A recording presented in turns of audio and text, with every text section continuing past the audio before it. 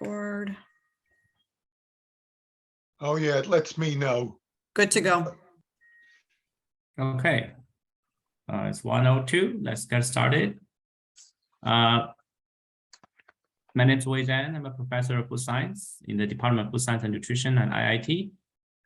And it's my great pleasure to introduce today's speaker, Professor Joe Regenstein, if I pronounce that correctly. Close enough. Close enough, I apologize.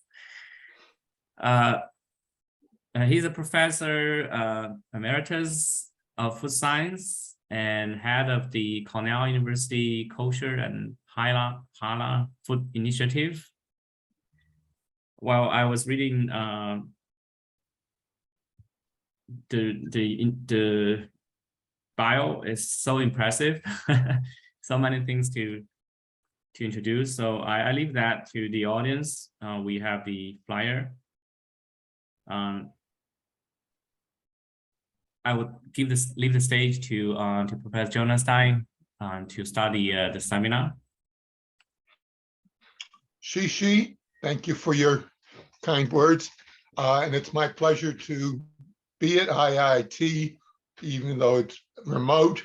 And what I want to do this afternoon is a comparison of kosher and halal, and to introduce you to these two very important set of food rules that have much more impact than most people realize. So what I hope to do today is give a little bit of a marketing summary, a review of kosher and halal, the issue of how do we tell something is kosher or halal by use of symbols, and I'll show some of those, the impact on ingredients. And if you're an ingredient manufacturer, the rules aren't different, but as a business decision, you have other considerations that don't always apply to retail products. We'll try to, if we have time, cover a little more advanced material. If also hope to cover animal welfare and slaughter, and then to give a sort of ending of a more philosophical basis is ask and answer the question, are these health laws? And also to give people a philosophical basis for both of these rules. So let's jump in. In the US, approximately 40% of packaged goods have a kosher certification mark. Think about that. 40%. And again, Europe and Israel are the other major kosher markets. The Muslim world includes approximately a quarter of the world's population. That means that either they are themselves Muslim, or if they live in a predominantly Muslim country, they may well not be given a choice, but have halal products available, and therefore part of what is inherent to the market in many of these countries. And the 57 countries I mentioned are the ones that have self-identified as major Muslim countries. That does not mean that they are 100% Muslim. Some of these are 50%, 55% Muslim, but Muslim dietary laws do have legal recognition. And again, as the United States attempts to globalize, it becomes more important to understand these rules and to be able to provide food to those markets successfully. So what do the basic words mean? Kosher means fit or proper.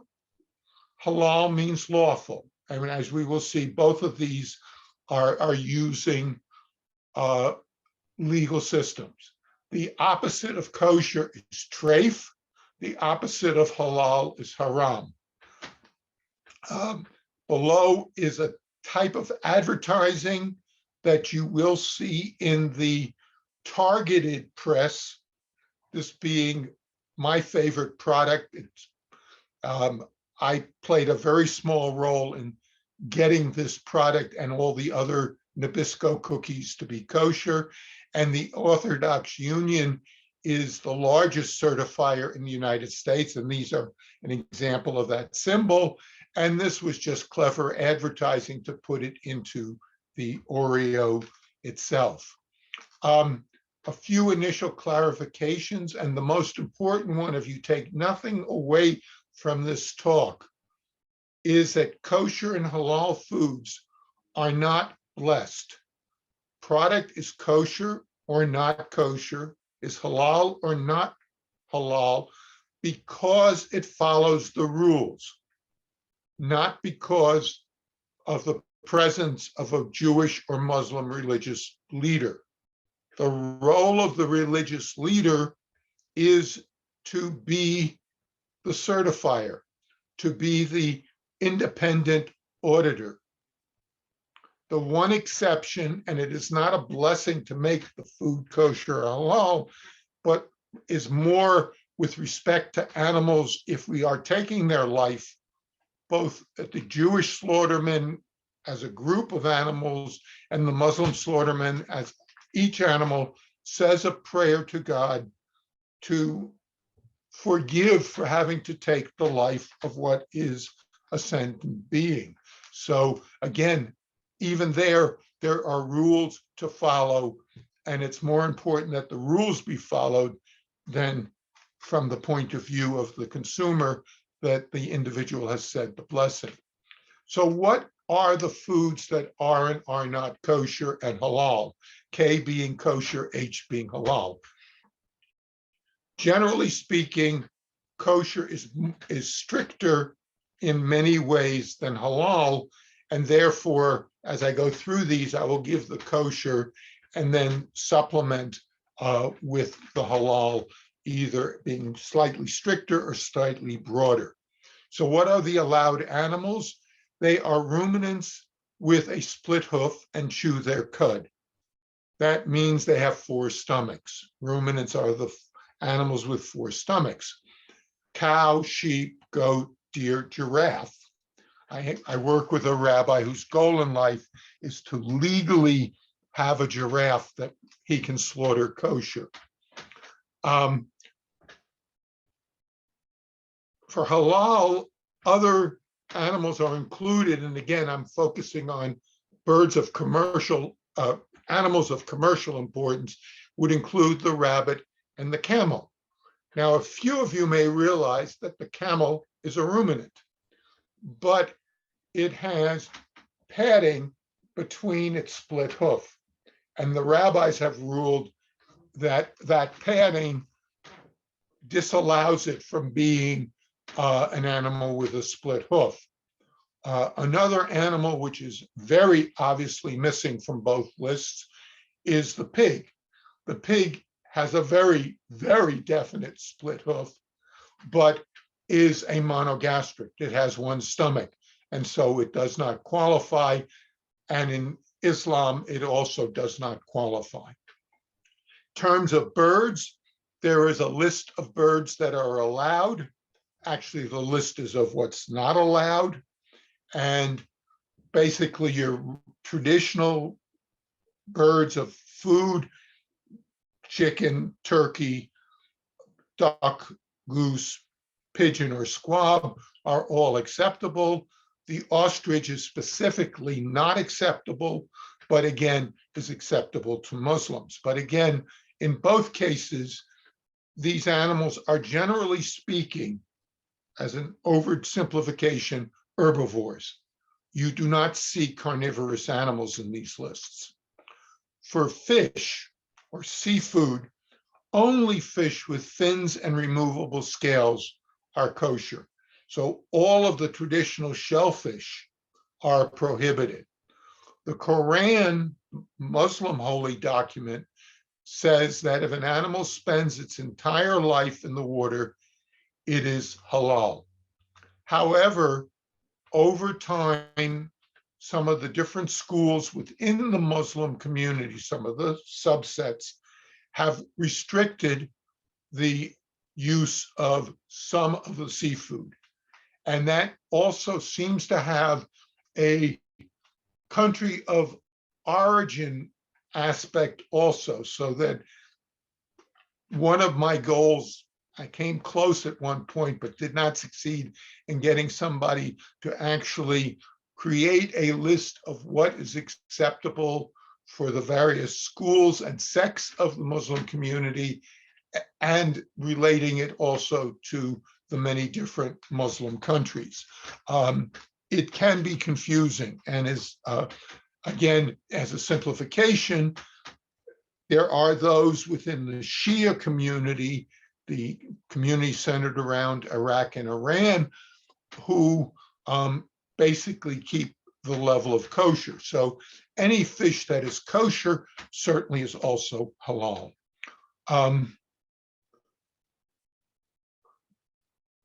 That's what's allowed for animals. What do we do with animals?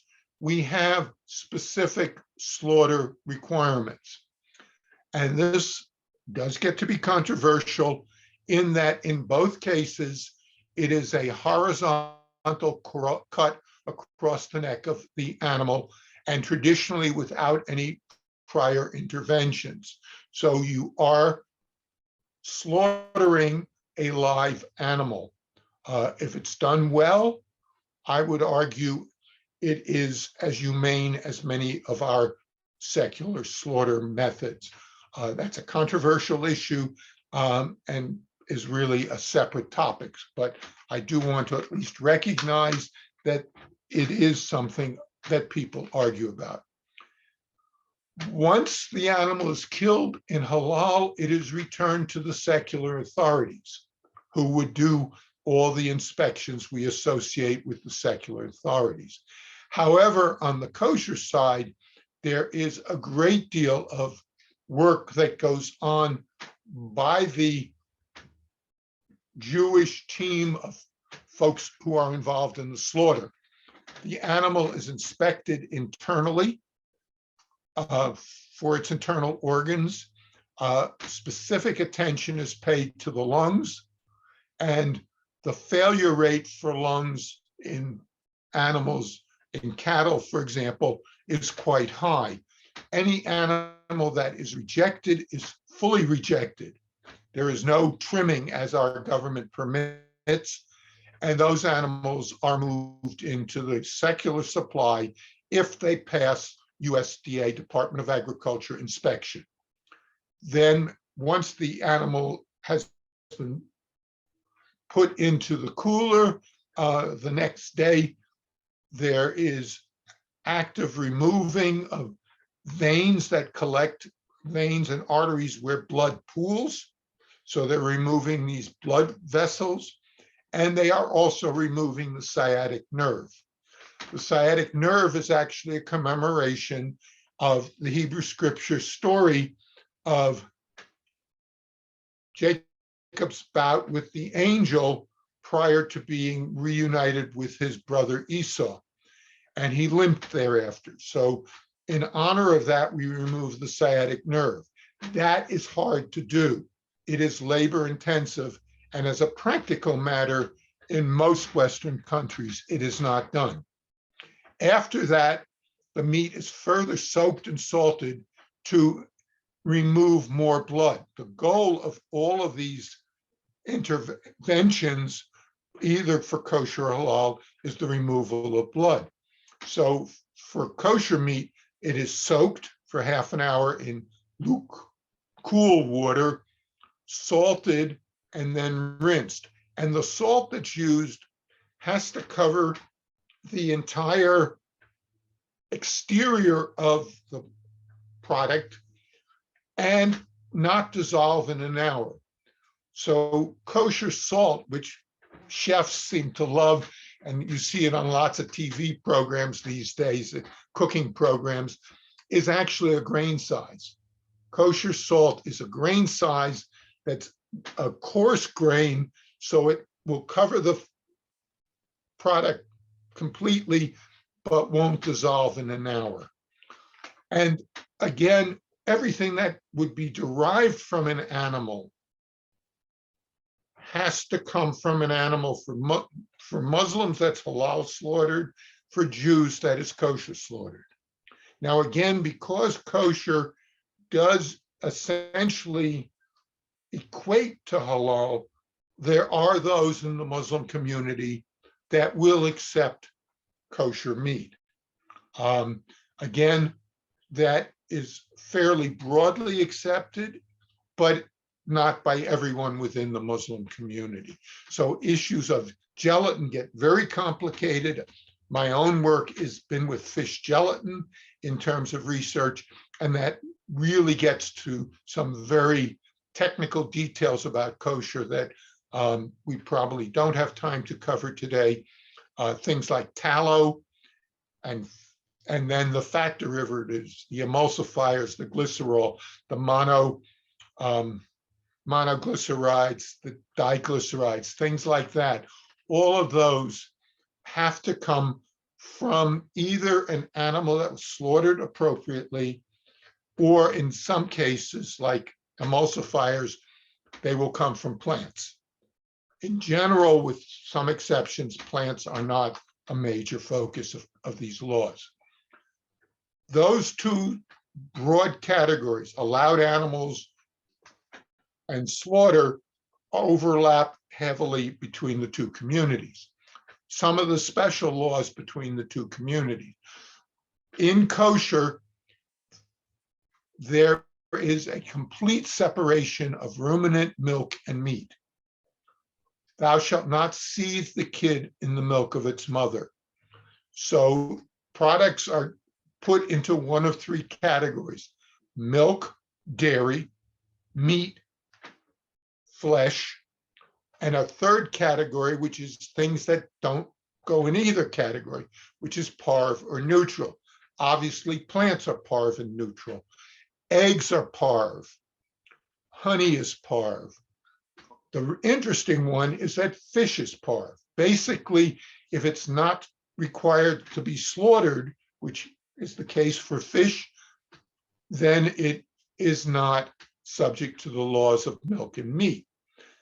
Those three category markings are important commercially, because that means that they allow many other types of consumers, vegetarians, Seventh-day Adventists, Muslims, etc., to know that products are free of meat, and if they're parve, they're also free of milk. People with some certain types of allergies can use these markings not as a final decision, but to screen products. If they are in the wrong category, you don't even look at them, but you then look in detail at those products that meet the broad need. And then in the spring, kosher has 1 week where we add a whole bunch of plant kingdom rules. That is, we ban 5 grains, the traditional grains: wheat, oats, rye, barley, and a derivative of wheat called spelt, which was considered to be separate historically. And we can only use those in unleavened bread, which we call matzah, and that's only bread we can use for that entire week. And a number of other materials are prohibited for many of us in the Jewish community that come from the European Christian world, not those who come from the North African, Middle Eastern Muslim world. They didn't adapt those rules. And that means you're dealing with a lot of items in the plant kingdom, a lot of gluten-free products available at that time, and a real challenge to the food industry to make products with already baked flour and already baked breadcrumb-like materials to make dessert-type products that are edible, or cereals for breakfast. The food industry, the food product developers have a way to go yet. There are other laws covering many other topics. I list a few issues around cooking, baking, cheese making, when the flour is harvested, kitnis and humetz are the words for Passover that we talked about, the status of new fruit. You cannot harvest fruit from trees until they're 4 years old. Grafting is highly regulated. And then there are a whole separate set of rules of what we do and are not allowed to do on the Sabbath and Jewish religious holidays.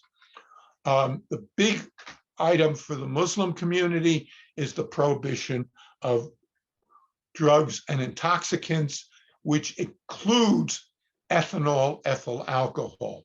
Certainly, if it comes from a beverage, it would be objectionable. Industrial alcohol, such as that used in vanilla flavor or those residual in bread, are much more complex in how the modern Muslim certifiers deal with this. Certainly, the major Muslim certifier in this country requires that if you're using vanilla flavor that was extracted in alcohol, that you use it as a dry flavor with less than 0.5% alcohol in the dried vanilla flavor and less than 0.1% alcohol in the finished product. Natural products with a little bit of alcohol, bread, orange juice, things of that, vinegar, are acceptable. Those are the rules. Very superficial, very quick overview. There are, as I said, for kosher, I pointed out many other rules, and there are certainly nuances for the Muslim halal also. So how do you tell a product is kosher or halal? Sometimes they actually just say so. That's the easy way. But in most cases, they have a marking that ideally is a trademark called a hechsher in kosher and a halal marking. We'll look at a few of these. Why I strongly favor trademarks is they permit accountability and have some legal standing to prevent others from using it. In the industry, business to business world, it is often done by letters and sometimes by actual signatures on drums. Paper drums, for example, may have these signatures along with the letter. So it'll say this product, the letter will say this product is kosher only if the signature of one of the following rabbis is on the package. And this is where the issue for ingredients comes up. If you're selling ingredients and you've got 40% of food processed foods that are kosher, some of them are coming from plants where the plant may also have non-kosher, but the rabbis do not allow ingredients generally the same ingredient kosher and non-kosher. It's too tempting if something goes wrong in the kosher to take the non-kosher. So the 40% in practice goes up to 50 or 60% of products in a warehouse in the industry purchasing of ingredients would be required to be kosher. And they have to be a recognized authority in that there are certain supervisors, certifiers, whose standards are weak and are not recognized by other agencies. So your product, even if it's kosher, may be rejected. So again, you need to do some homework, you need due diligence in sorting out the different agencies, but there is a large group of what I call normative mainstream that you can work with, that products are interchangeable. And that's particularly what you're looking for in ingredients. So this is an example of a hechsher on a product. Notice it's on the front of the package and it's fairly large.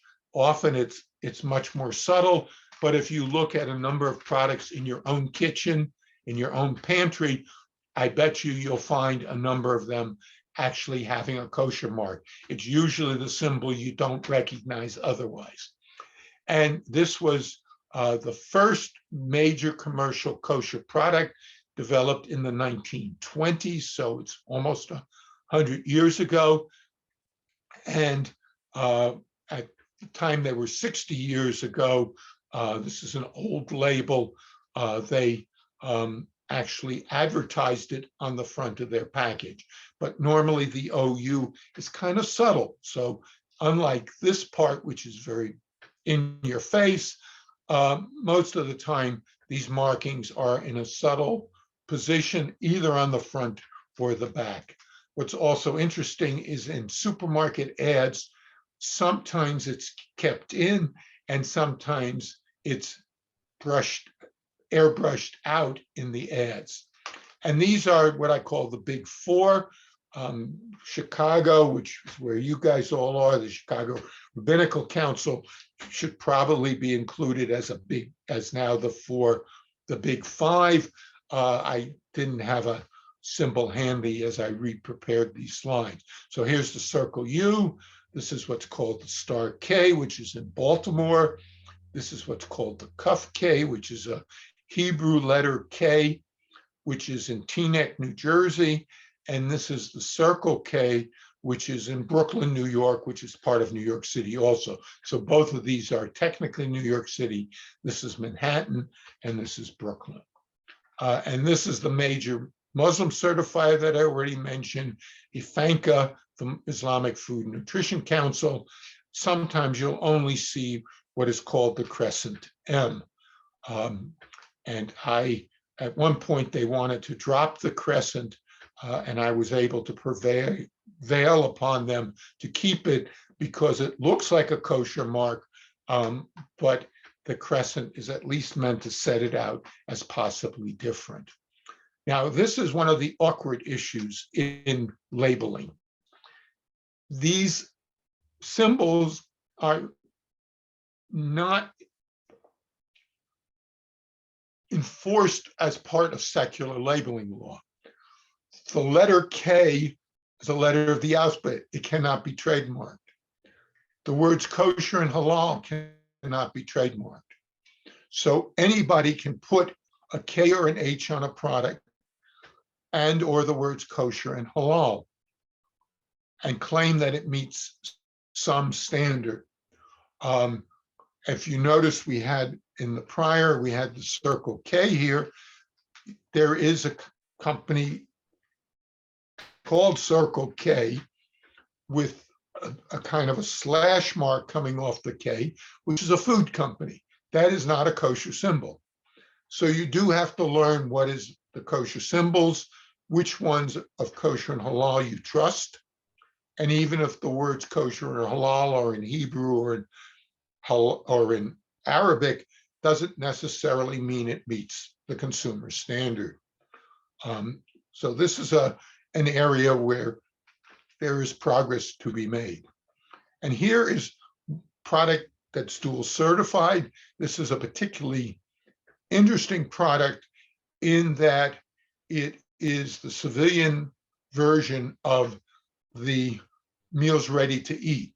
The military does provide kosher and halal meals to servicemen, and those are available to other agencies such as prisons when they're serving either kosher or halal food. Parva food and dairy foods are both kosher and halal. The meat products are either kosher or halal with separate packaging. So here we have the word halal in Arabic, the word kosher in Hebrew. That would not be sufficient to show its stat. What is important here is the crescent M, and this is one of the minor certifications. This is a certification in the Chicago area. These products are produced in the company offices are in Deerfield, Illinois, run by a Catholic woman who is a wonderful person and a good friend. And she uses a very well-respected rabbi who has his own trademark. It is normative mainstream, but it is not as well recognized as other symbols. From the food industry point of view, you're going into the food industry, many of you. It is an important business decision, and it is a good decision based on one important point. You make money. You increase your incremental sales. If it doesn't lead to additional sales, it's not worth doing. And we do have examples of increases in sales, not a lot of data out there. And we have a few cases where a company dropped their seal and learned very quickly that it did impact their sales. So that's kind of a big overview. I want to cover a couple of special areas just to kind of frame it again in the larger food industry. If you're doing bulk transport, that is milk trucks, oil trucks, things like that, you need to have that equipment kosher also. And in fact, storage tanks for things like alcohol, vinegar, oils, there are places in this country where they have kosher tanks and non-kosher tanks, and they are kept separate. So generally speaking, vegetable oils are distributed through one supply chain, the word we now so well know, unfortunately, due to COVID and its disruptions. And there are kosher supply chains for some of these sensitive ingredients. It's slowly developing equivalently in the halal market. One of the keys that makes this possible in the industry is you can go back and forth. There are processes, and we'll look at them casually in the next slide. You can take a non-kosher or non-halal equipment and an entire production line and even an entire factory and make it kosher. And in some cases, it's fairly easy, and in other cases, it's extremely difficult. So when I mentioned the Oreos, that Nabisco cookies was the longest conversion. It took 3.5 years. Other companies literally change over on Monday morning, starting with kosher parv, and by the end of the week, they may be running tray for haram products. It can be done in some facilities fairly easily, and in others, such as Nabisco, which had 10 plants to deal with and some expensive materials that couldn't be koshered, they had to take 3.5 years. And it's a story of its own that I tell as its own talk in various circumstances. So there are places you can go from, if you start kosher, you can do kosher parv and go directly to kosher dairy. You cannot go the other way. If you have dairy equipment, it will stay dairy equipment and the product will not be truly parv.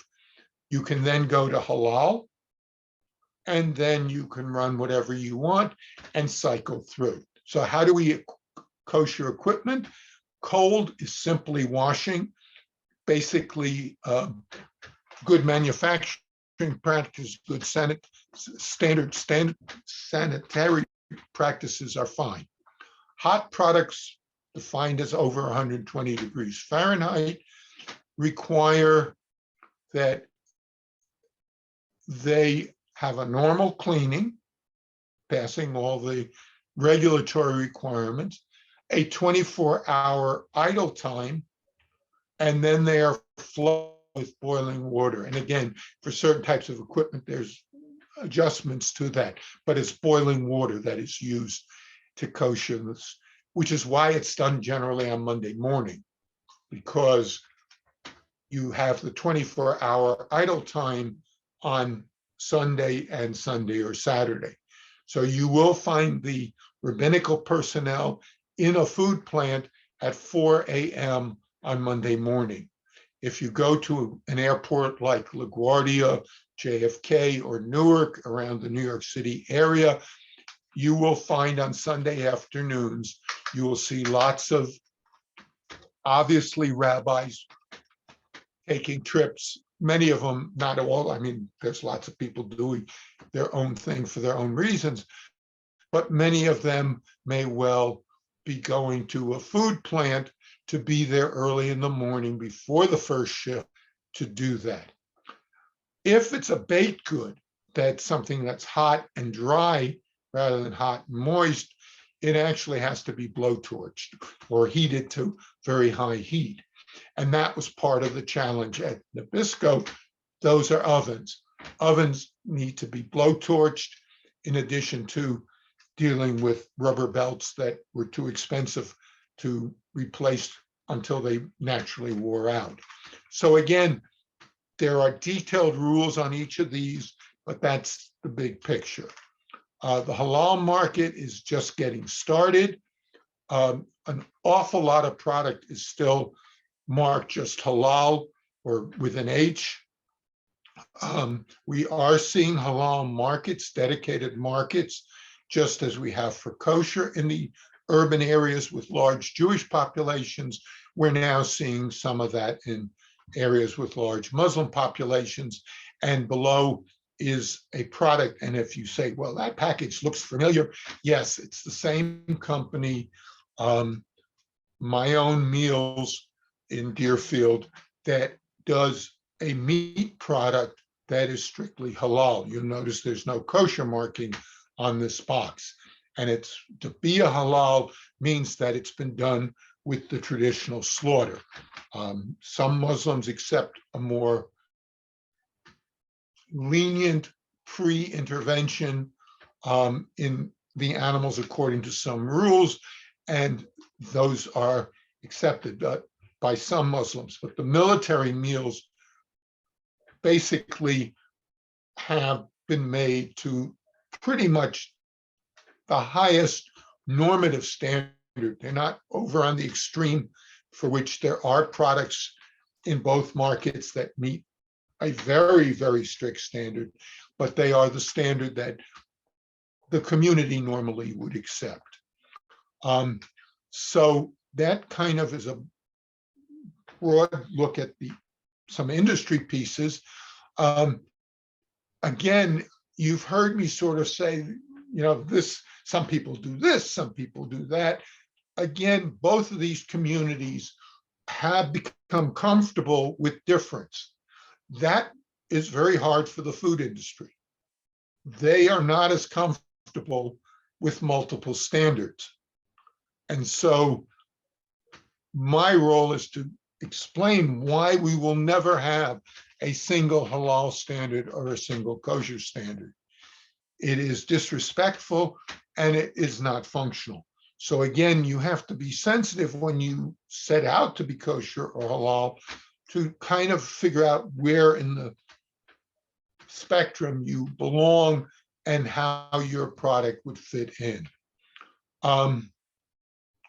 So again, that diversity is going to remain. What about fraud? The government can prevent fraud by dealing with issues of truth in labeling and consumer right to know. And as I say, to the industry and to the supervisors, religious supervisors, what we need from them is tell us what you're doing or what you're going to do and do it. And that can be enforced. That can be handled by secular truth in labeling, consumer right to know. But the government should not be defining the standards. And I include both the US, where we don't generally do it, we've edged on it occasionally, but also in Muslim and Jewish countries where the governments sometimes are involved, but then governments change, politics change. It's not healthy for a country to be dependent on its government to set the standard. And it's disrespectful of some of the citizens who may have other standards for their religious requirements. I did point out the importance of animal welfare. I'm actively involved with the American Veterinary Medical Association on their humane slaughter panel. I've worked with the supermarkets and chain restaurants on animal welfare standards. It's a touchy issue for two reasons. Religious slaughter is a small part of a process. Animals have to be brought in, restrained, slaughtered, become dead, and further processed. And it's important that what is done for kosher and halal, if there's a problem, it should be focusing on what the religious slaughtermen are doing. Often some of the plant problems of poor handling are blamed on kosher and halal, which is inappropriate. And again, in the real world, there are certainly a fair bit of anti-Semitism and Islamophobia. And so again, as scientists, and I see both happening, our role is to work with these communities to optimize their systems in accordance with their requirements. There are many, not many, there are certainly scientists out there who are studying these in order to be in the gotcha category and looking for problems. And there are others who want to change the religion. That's, in the long run, not going to work. We need to work together with these folks, and then we can make real progress. And a very famous animal welfare scientist, probably the best there is in commercial animal welfare, Dr. Temple Grandin at Colorado State, has trained the American animal welfare people to have the attitude, our role for all slaughter, for animal handling, is to work with the industry to make it better, to get to a higher best practices. It is not to say you can't do it. One of the areas I'm spending a lot of time and very concerned about is the area of the knife. The Jewish slaughter knife is highly defined. We'll have some quick pictures, but the Muslim slaughter knife is not, and we're trying to move to a standard knife for both communities. And this is our initial halal knife. Again, the straight blade is the important thing here. And we now have a knife sharpness tester. And this is extremely important. It basically is moving the knife blade through the film, which is specifically designed to measure the force of the cut, which gives us an indication of the sharpness. And this is what the data looks like. And you can see both the noisiness of the tracing and the fact that with round knives, people do not sharpen consistently across the entire blade. And that's one of the benefits of a straight blade. This is work done at Cornell. Forget the end effects. These knives are too big for that equipment as currently made, but you'll notice the green line is the sharpest of all and is very, very smooth. The very noisy brown knife is the knife you've seen. And we had the person who sharpened this knife who was a slaughterman, a shochet, sharpen that knife. He said it was not ready to be used because that smoothness is also important in that a knife, it probably in part represents nicks on the knife. And when you're slaughtering an animal, in the absence of those nicks, the knife is essentially razor sharp and smooth.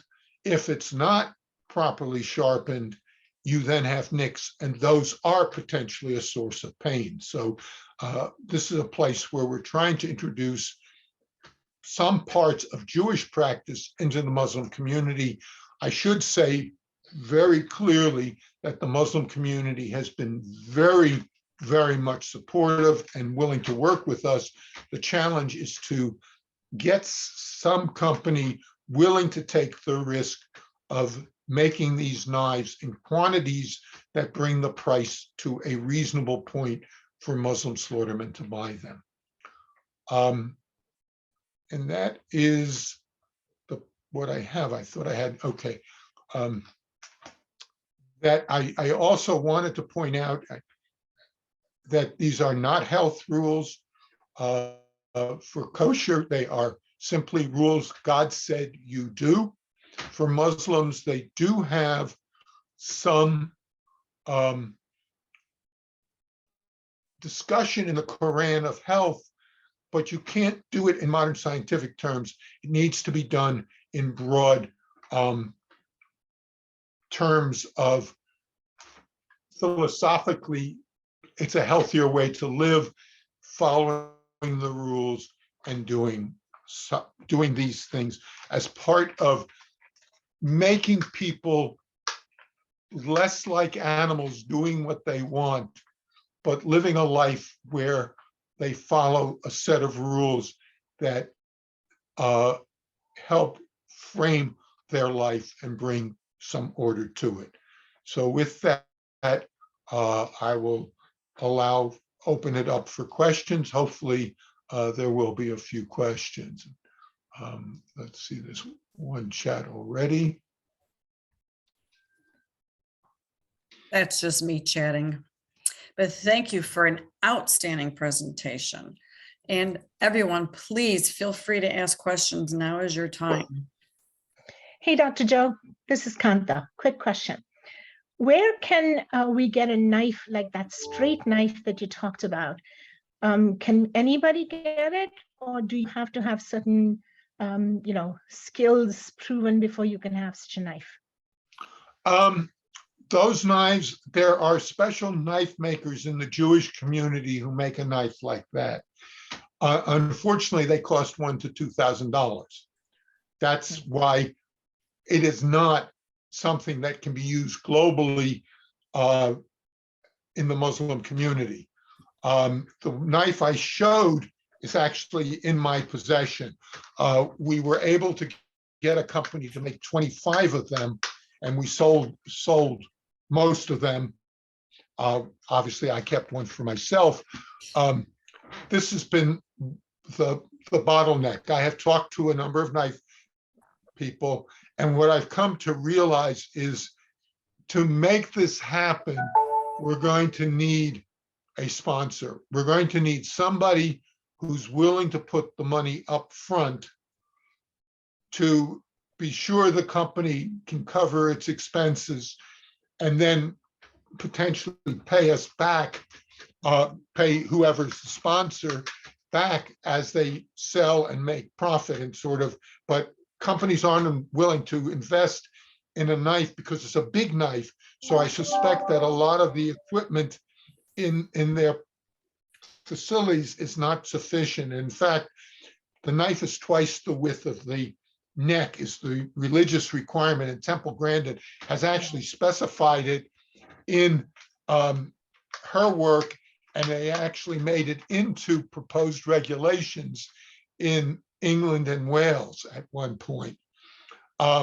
So these knives are the sheep and goats, the small animal is 12 inches, and the large ruminant knife is anywhere from 16 to 18 inches, which is, again, bigger than most knives you're going to find. And so that is part of what I suspect is the economic disincentive for a company to make the change. Our own estimates is that as a practical matter, we believe you can sell between 1,000 and 2,000 a year. So we really do think if we can organize the program as a global program, we do believe we could make them available. And obviously, once they're at that level, anybody could buy it, recognizing that many in the Muslim community for the two Eid festivals want to do their own slaughter. So hopefully on-farm slaughter, custom slaughterhouses would have these knives available, and Muslims who do their own slaughter might invest in this knife if it's a reasonable cost. Dr. Temple, Dr. Grandin spoke to my class, and she mentioned that this knife is now becoming very popular with the younger generation because they are very cautious and caring about animals, and they want to know that their animals were treated properly. So I wonder if there is a way to corral all our, no pun intended, all our students and have some kind of a fundraising type of a thing where we can also support the making of these knives. Because I know I saw a chat about Chinese knives. They're also very, very good, but the importance was the width of that knife. And I just wondered if we could do that. Count me in when you start your program. Happy to have you aboard. We need all the help we can get. Sure. John, did you have a question? I see your hand raised. I did, thank you.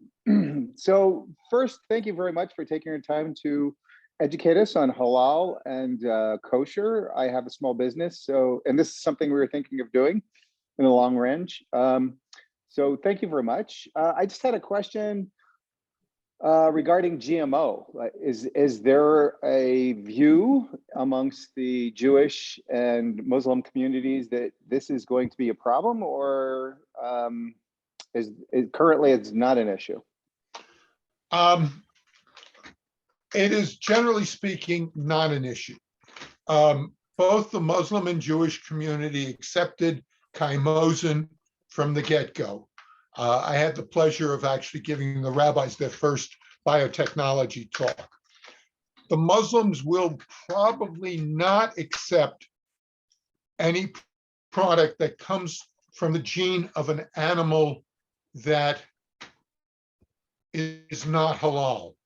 The rabbis, on the other hand, are probably prepared to even accept items that come from the gene of a non-kosher animal. So most of the mainstream rabbis that I have talked to seem to be willing to accept something like porcine lipase if that gene were transferred into a bacteria.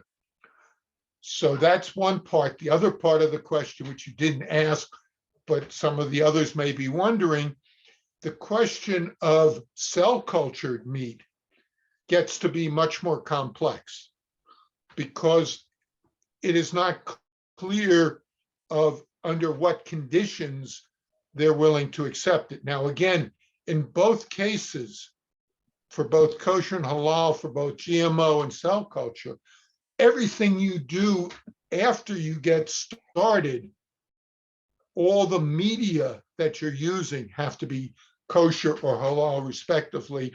The bioreactors you use have to be kosher or halal. And in the case of kosher, they have to, generally speaking, be parv. So again, cell-cultured meats right now are using a number of animal products. Those are generally not involved, not available kosher. And the question of under what conditions those starting cells are is also a question. Thank you. Bizad, did you have a question? Hi, Joe. Thank you very much for the presentation. I really enjoyed it. I have a couple of questions. If I understood you well, you mentioned that in halal cases, after the slaughter, the animal is going to be subjected to, I think, USDA inspection again. And is it the same process for the kosher animals after they are slaughtered? USDA does inspect them or not? Good question. Let me take them one at a time so that we can keep track of them. In both cases, USDA has the final say if the animal comes in, stays in or out. The difference is that in halal, they slaughter and that's it. In kosher, there's a whole bunch of steps, some of which occur immediately, generally before the USDA inspector, particularly because they keep the lung and the heart in the animal, do a lung inspection, and then the lung and the heart are pulled out. So the USDA inspectors come after that.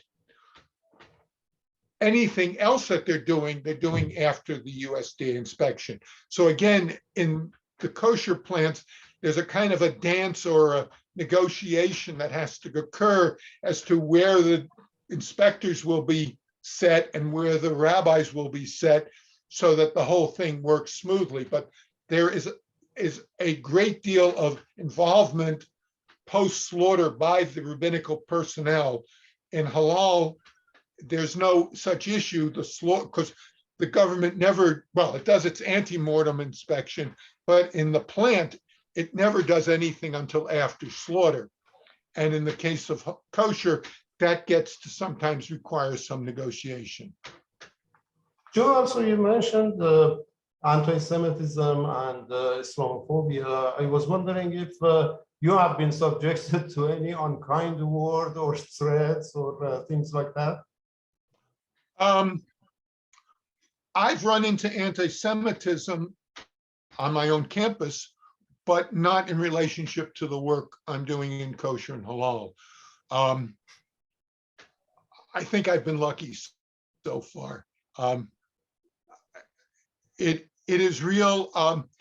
I've had to deal with it indirectly in the sense that I've had to deal with some of the scientists who are doing agenda-driven negative approach to kosher and halal. The British Veterinary Society is the total opposite of the American Veterinary Society.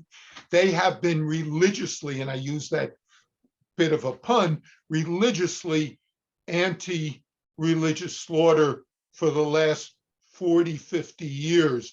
And the one time we tried to get and not mine, but a colleague tried to get a paper in, it was peer-reviewed, fully accepted, and they would not publish it. And after a long fight, it was published as an editorial submission without getting the official that it had been fully peer-reviewed. So certainly in Europe, there's a lot of bad science going on. I have had to deal with some of what are normally fairly good scientists, well-respected, who clearly, when it comes to this issue, are agenda-driven. Good. Dr. Zhang? Okay, Joe, thank you so much for such an interesting presentation. It's very educational to me. I'm a food microbiologist by training, so I have a kind of a general question. I was looking at different halal kind of labeled beef in the supermarket. I personally purchase them very often, and it looks like it's a bit more pricey compared to regular kind of beef product or steak and things like that. Some social media and website claims that halal labeled meat, they are antibiotic free, they are growth hormone free, they're free of preservatives. Some even say they taste better and they are healthier for consumption. Are these claims true? What I heard from your presentation is more like the requirement on slaughtering process, but you didn't mention how they grow and how the animals are farmed. In both cases, there are some differences. There is a concept of wholesomeness in halal that they do not want to see, though that has not really been enforced across the board. They do not want to see the use of animal byproducts in the feed. There's a whole, even for humans, a list of stuff that is questionable. They're not haram, but they're questionable. Now, there are the largest poultry slaughterer for halal that I'm aware of, in fact, is using natural birds. So some of the birds are going halal and some are going into the natural market. So they are meeting some pretty high standards. So again, yes, there is some restrictions on what is fed if it's enforced. I mean, one of the problems in halal is you have an operation such as the one I'm talking about, which I have visited a number of times.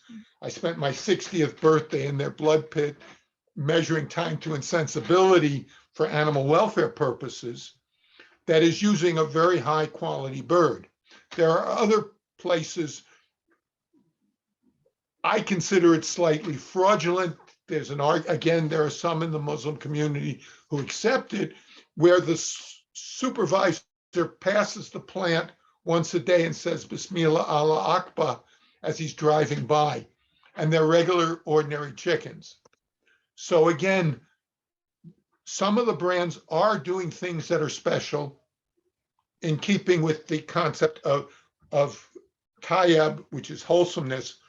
Others are not. This goes back again to, as a consumer, just because it's halal doesn't mean it has met a whole bunch of the higher standards. But some of those, yes, that is at least conceptually included, that would be potentially a difference for consumers. Thank you. Are there any more questions before we Dr. wrap? Hammerstone still has his. I have a question here, indeed a comment, if I may. Sure. Sure. So I'm Ishaq Khan. I'm a chemistry professor by training. I'm a Muslim also, so that's why I was very interested in this talk. Unfortunately, I had to leave in between. Hopefully the video will be available, the record, so I can review it. And I will send it to you. Yes. I'll get back to Professor Regenstein for the, I think that you are heading something very great. I never heard about that Cornell has this program, so it was very nice indeed. Initially, I attended your the initial talk. I think that there is a little confusion among non-Muslims about the halal and the term zabiha. So the slaughtering aspect you are talking about zabiha. Halal is a very, very, very generic term. And that is not only limited to just animal slaughtering. So halal is just as you defined initially, I was there in your talk, that what is permissible and haram is what is forbidden. So for example, no matter how a pig is slaughtered, it cannot become halal. This is forbidden, this is haram. So basically tobacco is haram in a sense. Tobacco is forbidden, alcohol is forbidden. So halal is all those animals which can be eaten, like you mentioned, the chicken, the cow, goats, camel, etc. They are halal. That means they are permissible. Now, if they are slaughtered incorrectly, then that cannot be eaten. So zabiha is the word, if I may say. The zabiha is the Quranic word. The terminology is zabiha, the way how you slaughter it. And in that process, one has to mention the name. As you said, that should be horizontal slaughter, no prior intervention, no bullet, no sedation or nothing, just live, but it has to be very efficient. And at that time, a Muslim has to say, Bismillah, Allahu Akbar. That is, in the name of God, the God is greatest. If the person has said this, that's sufficient. That is zabiha. So that is what essentially is all about. That's what I just wanted to mention it to you. Well, I was using, because I was trying not to use too many Arabic and Hebrew terms, I call it traditional slaughter.